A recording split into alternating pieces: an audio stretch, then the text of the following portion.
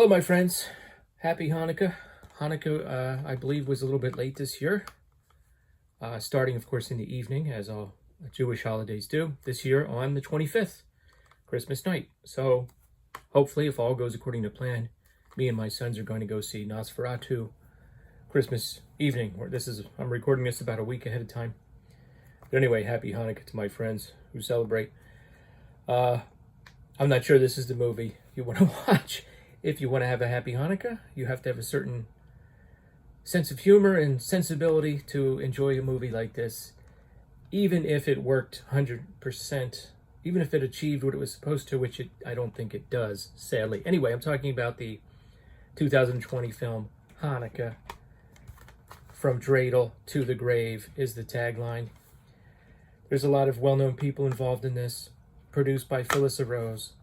The last appearance of Sid Haig and Dick Miller, I believe. Neither one of them are in it that much. PJ Soles has a small part. Stunt coordinator, Kane Hodder. And this movie's kind of a mess in a couple different ways. One of the ways that it's a mess is I got a bad copy that was part of a bad batch. After watching the movie and doing research, apparently an initial batch of these went out with really bad audio. The audio's out of sync. I watched the whole movie like that. It drove me crazy. It's literally like a male character talks, you hear nothing. The female character is talking, you hear the male voice. Then they switch scenes. Now PJ Soles is talking and the other female character is talking. It's way off. I thought it was going to fix itself, or maybe they had to ADR some stuff, which it kind of sounds like anyway. Has kind of a weird feel to it, this whole movie. So that was hard. I almost stopped it a few times. This morning I found out on YouTube that it is on YouTube, at least for the moment. So I went back and watched a 5-minute segment here and a 5-minute segment here, and then I watched the end, because by the end I was like, what the hell's going on? I wasn't really invested in it. It's also 146 minutes. It does not need to be. There's some party scenes that go on for a long time. This movie really could have worked a lot better. It's got a lot of the elements. You've got a depraved killer who does his killing during a holiday. You've got a goofy character who's funny. You've got a couple studly looking guys, a couple slutty women. All the elements are there. You've got some gore.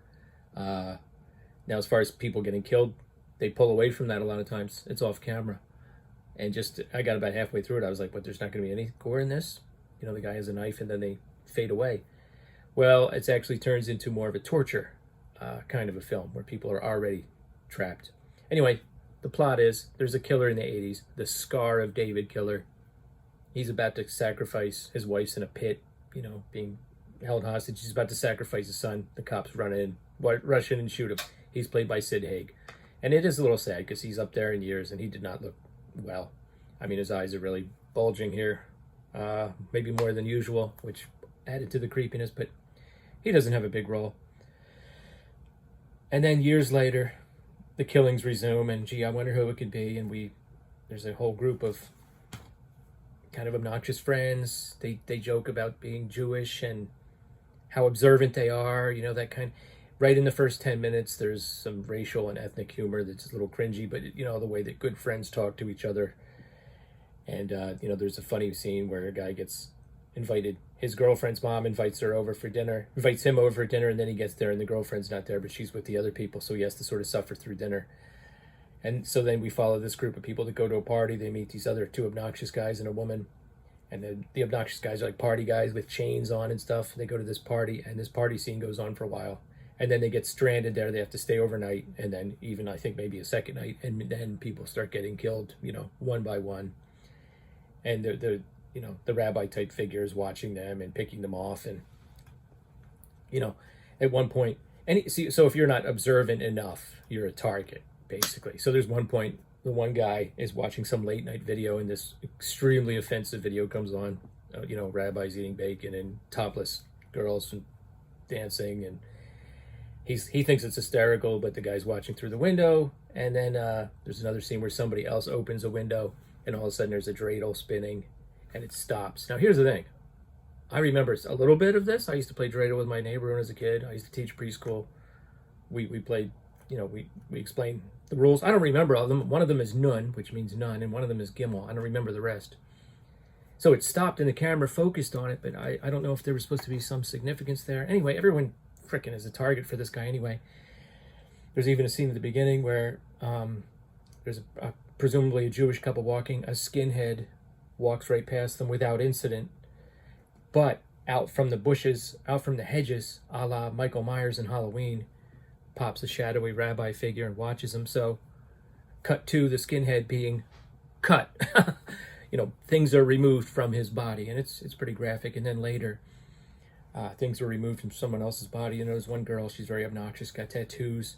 Apparently she was on the news during some of the riots a few years ago. She was involved in an incident, and they picked her for that reason.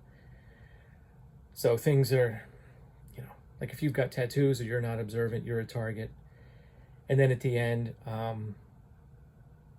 don't even freaking know. Dick Miller's giving a sermon. Somebody died, but the shadowy figure is still there. Who the hell died? I don't know. By that time, I was ready for it to end. I don't know. I really don't know. I don't really care about the ending that much. It had potential, but again, the audio issues and the use of filters. There was some strange use of filters in here, red and blue filters. There's some outside scenes. Girl's trying to run away. She's shackled. I guess she breaks her ankle, but you can't really see it because they have this blue filter, and then the trees are like a red filter. Anyway, if you want to be offended, if I don't know, I think I said enough. If you want to be offended and maybe be just a little disappointed, physical media matters, but do your research. Don't get part of the bad batch. That's for sure. Watch it on YouTube, I guess, if you're interested. Also, the special features, you have these yellow, it's all yellow. They have these yellow stars of David. I was actually going to watch some of the special features because I was like, what the hell did I just watch? Well, I thought I clicked on it and then the movie started. So it was very hard for me to tell from the menu.